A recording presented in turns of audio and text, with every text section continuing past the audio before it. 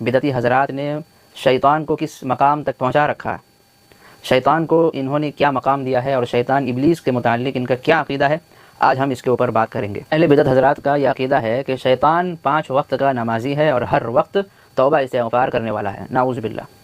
اگر واقعی شیطان نمازی ہے اور توبہ استغفار کرنے والا ہے تو وہ شیطان ہوا کیسے؟ انہوں نے شیطان کو نمازی بتا دیا، شیطان کو توبہ استغفار کرنے والا بتا دیا، شیطان کو عبادت گزار بتا دیا، شیطان کا علم آپ علیہ الصلوۃ سے بھی بڑھا دیا۔ تو اب بتائیے ان حضرات کا علمی لیول کیا ہے؟ گستاخ کون ہے، کافر کون ہے، مرتد کون ہے، یہ آپ خود اندازہ لگا سکتے ہیں۔ صرف یہی نہیں بلکہ رضا خانی مذہب میں شیطان کو سب سے بڑا موحد تسلیم کیا گیا ہے۔ جی ہاں، موحد کہتے ہیں اللہ تبارک و تعالیٰ کی پاکی بیان کرنا اور اس کو اپنا حاجت روا ماننا، اس کے علاوہ کسی اور کے سامنے سجدہ نہ کرنا، توحید بیان کرنا۔ توحید پرستوں کو موحد کہا جاتا ہے۔ تو اہل بدعت نے شیطان کو موحد تک تسلیم کیا ہے، لیکن جو حضرات علماء حق ہے اور واقعی موحد ہے ان کو انہوں نے کافر اور گستاخ کہہ کر اپنا دامن سمیٹ لیا ہے، حالانکہ یہ خود موحد نہیں ہے۔ ان کا سجدہ، ان کا ماتھا کئیوں کے درباروں پہ جھکتا ہے اور ٹکتا ہے، اللہ تبارک و تعالیٰ کے یہاں تو ان کا سر جھکتا ہی نہیں، کیونکہ یہ نماز نہیں پڑھتے، لیکن مزاروں پہ جا کر چادر چڑھائیں گے، بابا کے سامنے سجدہ کریں گے اور ان سے اپنی دعا کریں گے اور ان کے سامنے اپنی حاجت رکھیں گے۔ بسم اللہ الرحمن الرحیم، الحمد للہ رب العالمین، ایاک نعبد و ایاک نستعین، اما بعد۔ عزیزان ملت، ایک جماعت ایسی ہے جن کا تعلق بدعت سے ہے، وہ اہل بدعت حضرات ہیں۔ یہ اپنے آپ کو ہمیشہ صحیح العقیدہ سمجھتے ہیں کہ ہم ہی حق پر ہیں، ہم جنت میں جانے والے ہیں، اور ان کے پیرانے پیر تمام کو جنت کی سند دیتے پھرتے ہیں، اور جس کے علاوہ ان کے علاوہ جتنے لوگ ہیں اور جتنی جماعت ہے، جتنے فرقے ہیں، تمام کے تمام گمراہ ہیں اور جہنم میں جانے والے ہیں، کیونکہ یہ باتیں ان کے فتاویٰ میں موجود ہے۔ یہ اکثر وہابیوں کو اور دیوبندیوں کو لعن طعن کیا کرتے ہیں اور ان کے متعلق فتویٰ اور زبان درازی سے کام لیتے ہیں، اور اکثر ان کو گستاخ کہتے ہیں، اور ان کے اوپر جہنم کو انہوں نے واجب کیا ہوا ہے۔ آج ہم جائزہ لیں گے کہ بدعتی حضرات ان کا عقیدہ کیا ہے، بدعتی حضرات نے شیطان کو کس مقام تک پہنچا رکھا ہے، شیطان کو انہوں نے کیا مقام دیا ہے، اور شیطان ابلیس کے متعلق ان کا کیا عقیدہ ہے، آج ہم اس کے اوپر بات کریں گے۔ چونکہ انہوں نے پکے سچے مومنوں کو کافر کہا، گستاخ کہا، چلیے ٹھیک ہے، تو جو شیطان ہے، جو ابلیس ہے پوری دنیا کے اندر، اس کے متعلق ان کا کیا عقیدہ ہے، آج ان کا راز فاش ہو جائے گا۔ ویڈیو کو اینڈ تک دیکھیے اور ہمارے ساتھ بنے رہیے۔ بدعتی حضرات شیطان کے متعلق اپنی کتاب میں کیا کچھ لکھتے ہیں، ذرا کتاب کے اوپر نظر دوڑائیے۔ ہمارے پاس ان کی کتاب موجود ہے۔ ابلیس کا مقام و مرتبہ کیا ہے بدعتی حضرات کے نزدیک؟ انوار ساطعہ کے نام سے ایک کتاب ہے جس کو مولوی عبدالسمیع انصاری نے لکھا ہے۔ اس کتاب کے اندر لکھا ہے، اور تماشا یہ کہ اصحاب میلاد تو زمین کی تمام جگہ پاک و ناپاک مجالس مذہبی وغیرہ میں حاضر ہونا رسول اللہ صلی اللہ علیہ وسلم کا نہیں دعویٰ کرتے، ملک الموت اور ابلیس کا حاضر ہونا۔ اس سے بھی زیادہ تر مقامات پاک ناپاک کفریہ غیر کفریہ میں پایا جاتا ہے۔ عزیزان ملت، انوار ساطعہ اس کتاب کے اندر یہ عبارت موجود ہے اور آپ نے دیکھ لیا ہے۔ اس کا مطلب یہ ہے کہ آپ صلی اللہ علیہ وسلم کو انہوں نے عالم الغیب بھی مانا ہے اور حاضر ناظر بھی مانا ہے، لیکن ساتھ میں انہوں نے ابلیس، شیاطین، ملعون کو بھی حاضر و ناظر مانا ہے اور عالم الغیب مانا ہے۔ وہ کیسے؟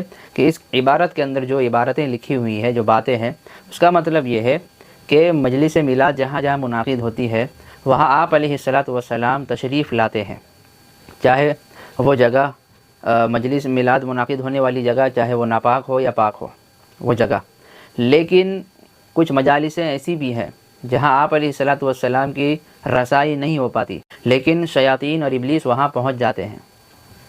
اس عبارت کے اندر یہ لکھا ہے کہ زیادہ تر مقامات ایسے ہیں جہاں شیاطین اور ابلیس پہنچ جاتے ہیں، حاضر اور ناظر رہتے ہیں۔ اس سے پتہ یہ چلا کہ شیطان کا جو علم تھا مقامات کا، اس کو علم کیسے ہوا کہ وہاں پر میلاد کی محفل لگی ہے وہاں میں جاؤں، اور آپ علیہ السلام کو اس بات کا علم نہ ہو سکا اور آپ علیہ السلام وہاں حاضر نہ ہو پائے، تو آپ علیہ السلام کا مقام اور لیول انہوں نے کم کر دیا اور شیاطین اور ابلیس کا مقام اتنا بڑھا دیا کہ اسے اس جگہ تک پہنچا دیا۔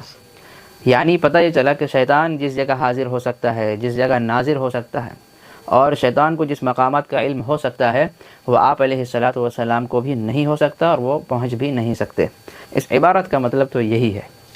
اب آپ فیصلہ کیجئے کہ گستاخ کون ہے، اور شیطان کو کس نے اتنا اونچا مقام دیا ہوا ہے؟ ابلیس تو بہرحال ابلیس ہے۔ یہ ہے رضا خانیوں کی حقیقت۔ یہ پکے سچے مومنوں کو، جو علماء حق ہے، ان کو گستاخ اور کافر کہتے پھرتے ہیں، اور جس کو اللہ تبارک و تعالیٰ نے دھتکار دیا، راندۂ بارگاہ کیا، اسے انہوں نے آپ علیہ الصلاۃ والسلام سے زیادہ مقام دے دیا۔ اب ان کا علمی اور ایمانی لیول آپ چیک کریں۔ یہی نہیں، شیطان کے متعلق اور بھی عقیدہ ہے، آگے آپ ہمارے ساتھ بنے رہیے۔ اسی طرح اہل بدعت حضرات کا یہ عقیدہ ہے کہ شیطان 5 وقت کا نمازی ہے اور ہر وقت توبہ استغفار کرنے والا ہے۔ نعوذ باللہ۔ اگر واقعی شیطان نمازی ہے اور توبہ استغفار کرنے والا ہے تو وہ شیطان ہوا کیسے؟ اور اس زمانے میں جو انسان اور جو مسلمان نماز نہیں پڑھ رہا اور توبہ استغفار نہیں کر رہا، خصوصاً اہل بدعت میں ہی آپ دیکھ لیجئے، جو لوگ صرف قبر پوجتے ہیں اور ان کی پوجا پاٹ کرتے ہیں، نماز روزہ سے کوئی تعلق نہیں، دعا، اذکار اور توبہ استغفار سے کوئی واسطہ نہیں ہے، تو ان کا کیا ہے پھر تو وہ شیطان سے بھی گئے گزرے ہیں۔ ان کے اعلیٰ حضرت نے اپنے ملفوظات کے اندر کیا لکھا ہے ذرا دیکھیے۔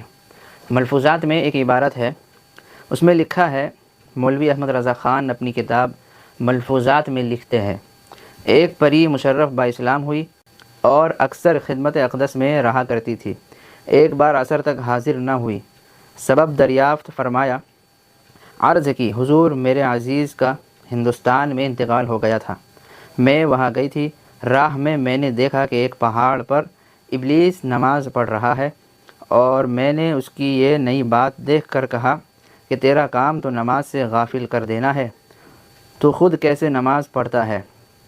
اس نے کہا کہ شاید رب العزت تعالی میری نماز قبول فرمائے اور مجھے بخش دے۔ عزیزان گرامی، آپ خود دیکھیے کہ اعلیٰ حضرت نے ایک قصہ نقل کیا کہ ایک پری مشرف با اسلام ہوئی اور اس نے اپنے عزیز کے انتقال پر اور اس کی وفات پر ہندوستان وہ گئی، اور ایک پہاڑ پر دیکھا کہ ایک شیطان جو ہے نماز پڑھ رہا ہے اور توبہ استغفار کر رہا ہے۔ تو اس نے پوچھ لیا کہ شیطان، تو دوسروں کو نماز سے روکتا ہے، تیرا کام ہی یہی ہے دوسروں کو نماز سے روکنا، ہر اچھے کام سے روکنا، پھر تو نماز کس طرح ادا کر رہا خود؟ تو شیطان نے کہا کہ میں اس لیے نماز پڑھ رہا ہوں، ہو سکتا ہے اللہ تبارک و تعالی مجھے بخش دے۔ یہ کتنی من گھڑت بات ہے اور قصہ کہانی والی بات ہے، نہ اس میں کوئی عبرت کا مقام ہے، بالکل من گھڑت کہانی ہے یہ۔ انہوں نے شیطان کو نمازی بتا دیا، شیطان کو توبہ استغفار کرنے والا بتا دیا، شیطان کو عبادت گزار بتا دیا، شیطان کا علم آپ علیہ الصلاۃ والسلام سے بھی بڑھا دیا۔ تو اب بتائیے ان حضرات کا علمی لیول کیا ہے؟ گستاخ کون ہے، کافر کون ہے، مرتد کون ہے، یہ آپ خود اندازہ لگا سکتے ہیں۔ صرف یہی نہیں بلکہ رضا خانی مذہب میں شیطان کو سب سے بڑا موحد تسلیم کیا گیا ہے۔ جی ہاں، موحد کہتے ہیں اللہ تبارک و تعالی کی پاکی بیان کرنا اور اس کو اپنا حاجت روا ماننا، اس کے علاوہ کسی اور کے سامنے سجدہ نہ کرنا، توحید بیان کرنا، توحید پرستوں کو موحد کہا جاتا ہے۔ تو اہل بدعت نے شیطان کو موحد تک تسلیم کیا ہے، لیکن جو حضرات علماء حق ہے اور واقعی موحد ہے، ان کو انہوں نے کافر اور گستاخ کہہ کر اپنا دامن سمیٹ لیا ہے، حالانکہ یہ خود موحد نہیں ہے۔ ان کا سجدہ، ان کا ماتھا کئیوں کے درباروں پہ جھکتا ہے اور ٹکتا ہے، اللہ تبارک و تعالیٰ کے یہاں تو ان کا سر جھکتا ہی نہیں، کیونکہ یہ نماز نہیں پڑھتے، لیکن مزاروں پہ جا کر چادر چڑھائیں گے، بابا کے سامنے سجدہ کریں گے اور ان سے اپنی دعا کریں گے اور ان کے سامنے اپنی حاجت رکھیں گے۔ ایک کتاب ہے نور العرفان، یہ تفسیر ہے کنز الایمان کی۔ کنز الایمان اعلیٰ حضرت نے قرآن کا ترجمہ اس میں کیا ہے، اس کی تفسیر میں یہ کتاب لکھی گئی ہے نور العرفان کے نام سے۔ اس کے اندر لکھا ہے کہ شیطان خود کبھی بت پرستی یا شرک نہیں کرتا، وہ بڑا موحد ہے، ایسا موحد کہ اس نے خدا کے حکم سے بھی آدم علیہ السلام کو سجدہ تحیت نہ کیا۔ آپ اندازہ لگائیے کہ ان کا عقیدہ یہ ہے کہ شیطان نے اللہ تبارک و تعالیٰ کے حکم کے باوجود غیر اللہ کو سجدہ نہیں کیا، یعنی حضرت آدم کو سجدہ نہیں کیا، تو وہ بہت بڑے موحد بن گئے۔ شیطان بہت بڑا موحد بن گیا کہ اس نے اللہ کے کہنے کے باوجود نہیں کیا۔ اور آج کے زمانے میں جو یہ اہل بدعت حضرات خود غیر اللہ کو اتنا سجدہ کرتے ہیں کہ پوری زندگی میں انہوں نے اللہ کو بھی سجدہ نہ کیا ہوگا. تو ان کا کیا ہے؟ یہ تو شیطان سے بھی گئے گزرے، پھر اپنی ہی باتوں میں یہ پھنس گئے. انہی کے قول کے مطابق جو غیر اللہ کو سجدہ نہ کرے وہ موحد ہے. تو ان کا خود کا ٹھکانہ کیا ہے؟ ان کا خود کا مقام مرتبہ کیا ہے؟ ان کا خود کا کردار کیسا ہے؟ جو غیر اللہ کو سجدہ پہ سجدہ کیا جا رہا ہے اسے موحد کا تصور کرنا ہی غلط ہوا پھر. تو اب میرا سوال ہے ان رضا خانیوں سے کہ آپ خود اپنا جائزہ لو، اپنے بارے میں فیصلہ کرو کہ آپ کا سجدہ غیر اللہ کو کتنا ہو رہا ہے، تو آپ موحد ہوئے کہاں سے؟ تو صحیح ہے ہمارا آپ کو مشرک کہنا یہ بالکل صحیح ہے. تو شیطان بھی آپ لوگوں سے بہتر ہے پھر آپ کے قول کے مطابق. تو عزیزان گرامی، تو یہ تھا شیطان کا مرتبہ اور مناقب. اس بات پہ میں ہنسوں یا روؤں یا وبیلہ مچاؤں کیونکہ یہ بہت تعجب خیز بات ہے. قرآن کریم نے جسے کہہ دیا وَكَانَ مِنَ الْكَافِرِينَ، وہ کافروں میں سے ہو گیا، ختم. پھر اس کی بزرگی بیان کرنا، اس کی تعریف بیان کرنا، اس کی عقیدت اور اس کی محبت کی باتیں لکھنا، اس کے مناقب اور اس کے فضائل بیان کرنا، اس کو آپ علیہ السلام سے زیادہ علم رکھنے والا بتانا، اس کو موحد بتانا، اس کو عبادت گزار بتانا، شیطان کو دعا توبہ استغفار کرنے والا بتانا، یہ سب کن کا کام ہے؟ جو اسی کی جماعت میں سے ہے. تو اللہ تبارک و تعالی ہم سب کو ان کی شر سے اور ان کے فتنہ سے، ان کے فسادات سے، ان کی جہالت سے ہم سب کی حفاظت فرمائے. آپ کمنٹس میں اپنی رائے کا اظہار کیجئے اور جو حوالہ جات لگائے گئے ہیں آپ اس کے اوپر بھی نظر دوڑائیے.